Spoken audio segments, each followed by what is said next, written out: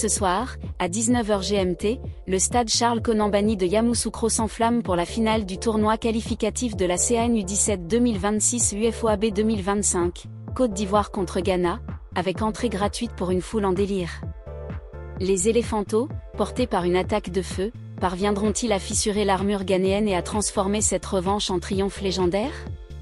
Ou bien, dans ce choc fraternel, quel camp des jeunes prodiges dominera l'Afrique de l'Ouest? Salut à tous, fans inconditionnels du ballon rond.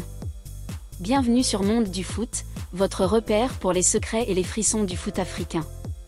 Accrochez-vous jusqu'au bout, car une prédiction explosive vous attend. Le chemin sinueux des éléphantos ivoiriens vers cette finale tant attendue, où leurs atouts offensifs ont brillé comme des diamants sous le soleil ouest-africain.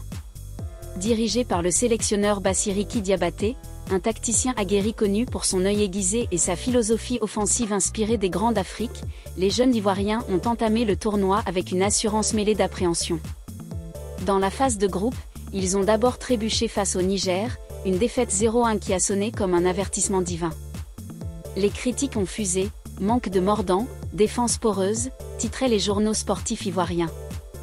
Mais les éléphantos, ces petits éléphants au cœur de lion, n'ont pas plié. Ils ont rebondi avec une victoire éclatante 3-1 contre le Ghana en phase de groupe, un score qui pèse déjà comme une épée de Damoclès au-dessus de la finale, démontrant la supériorité de leur attaque fulgurante. Ce match, disputé sous une pluie battante le 25 septembre, a vu les Ivoiriens dominés par leur vitesse et leur pressing haut. Tuo Souleymane, ce milieu de terrain de 16 ans au dribble électrique, a ouvert le score d'une frappe enroulée depuis l'extérieur de la surface, rappelant les gestes de Yaya Touré en ses grandes heures, un atout pur qui allie technique et audace. Suivi d'un doublé de Doumbia Bema, l'avant-centre au nez fin pour les espaces, les éléphantos ont infligé une leçon d'humilité à leurs voisins ghanéens, prouvant que leur créativité offensive peut déverrouiller n'importe quelle défense. Qualifiés in extremis pour les demi-finales après une victoire 2-0 contre la Guinée, les Ivoiriens ont affronté le Burkina Faso le mardi 30 septembre, dans un choc fratricide ouest-africain. Le stade Charles Konan-Banny, rempli à ras-bord de 20 000 âmes en transe, a été le théâtre d'un scénario digne d'un film de suspense, où les atouts ivoiriens en résilience et en finition ont fait la différence. Les étalons burkinabés, menés par un Halidou Diakité inspiré, ont ouvert le score à la 24e minute d'un lob magistral sur la gardienne ivoirienne, un geste technique qui a figé le public. Le silence était assourdissant, les éléphantos semblaient au bord du gouffre. Mais c'est là que réside la magie du football, la résilience, un atout clé de cette génération. Avant la mi-temps, à la 39e minute, Tuo Souleymane a égalisé d'une tête rageuse sur un centre millimétré de Bamba Swalio, ce latéral gauche de 15 ans dont la précision rivalise avec celle d'un horloger suisse, un overlapping incessant qui étire les défenses et crée des brèches fatales. Le stade a explosé, les chants de « Allez les éléphantos » ont couvert les haut-parleurs. Revenus des vestiaires avec une faim de loup, les Ivoiriens ont poussé leurs adversaires dans leur retranchement. Et à la 57e minute, Doumbia Bema, ce prodige de l'Aci de Yopougon, a trompé le gardien burkinabé d'un slalom solitaire, concluant son action par une frappe clinique dans la lucarne, un geste qui incarne l'atout offensif ivoirien, la vitesse et l'instinct tueur. 2-1, la qualification était dans la poche, mais quel chemin de croix! Et avec leur ticket déjà en main pour The CAN U17 2026, cette performance n'est qu'un avant-goût de ce que ces garçons réservent au continent, grâce à une attaque qui cumule 52% de possession et 14 tirs par match en moyenne. Bassiriki Diabaté, dans une interview post-match, n'a pas mâché ses mots, cette qualification n'est pas un cadeau du ciel, c'est le fruit d'une sueur collective. Face au Ghana, nous n'allons pas nous contenter de défendre notre avance du groupe. Nous irons chercher ce trophée comme des lions affamés, en misant sur nos atouts offensifs. Avec notre billet déjà en poche pour la CAN U17 2026, une victoire ici, et ces garçons entreront dans l'histoire, boostant leur confiance à l'international. Ces paroles résonnent comme un appel aux armes, soulignant les enjeux, non seulement un titre régional, mais une préparation idéale pour les Joutes africaines de 2026, où la Côte d'Ivoire vise le podium continental grâce à son arsenal créatif. De l'autre côté de la barrière, les Black Stars U17 ghanéens avancent comme une armée invincible, leur défense étant le rempart absolu qui fait trembler les attaquants adverses, un atout si dominant qu'il définit leur identité. Sous la direction de Nana Yawa Mankwa, Un coach ghanéen au pédigré impressionnant, ancien adjoint des Stars Seniors, cette équipe a transformé le tournoi en démonstration de discipline tactique, où chaque joueur incarne la robustesse collective. Leur parcours ?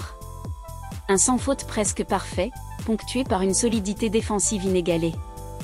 En phase de groupe, ils ont enchaîné 3 victoires, 2-0 contre le Cap-Vert, 3-1 face à la Sierra Leone, et ce fameux 1-3 subi contre la Côte d'Ivoire qui a allumé la mèche de la revanche.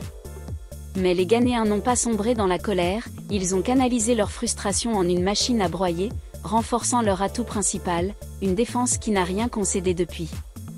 Et avec leur qualification déjà assurée pour la CAN U17 2026, chaque match est une répétition pour la gloire continentale, bâtie sur cette forteresse.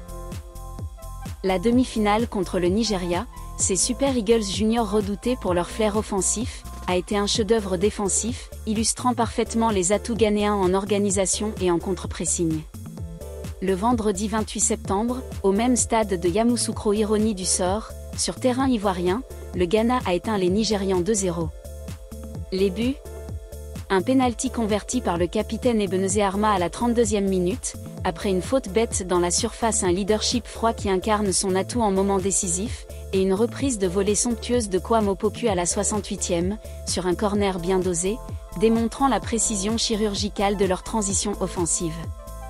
Mais le vrai héros, c'est cette défense de fer, 0 but encaissé en 5 matchs, un clean sheet record qui respire l'invincibilité.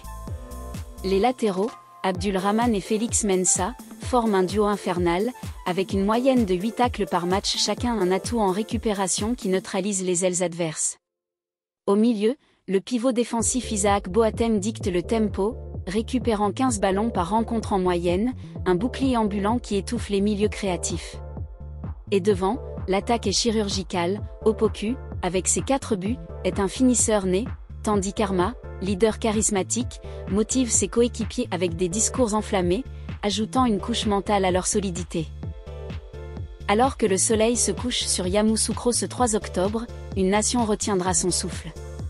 Cette finale n'est pas qu'un match, c'est le témoignage que le football africain, avec ses talents bruts et ses passions dévorantes, attaques ivoiriennes contre défense ghanéenne, est prêt à conquérir le continent, surtout avec Côte d'Ivoire et Ghana déjà en lice pour la CAN U17 2026. Que les éléphantos rugissent ou que les Black Stars illuminent, l'UFOAB U17 2025 aura forgé des légendes.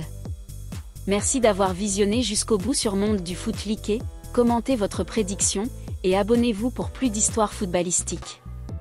À la prochaine, et que le meilleur gagne.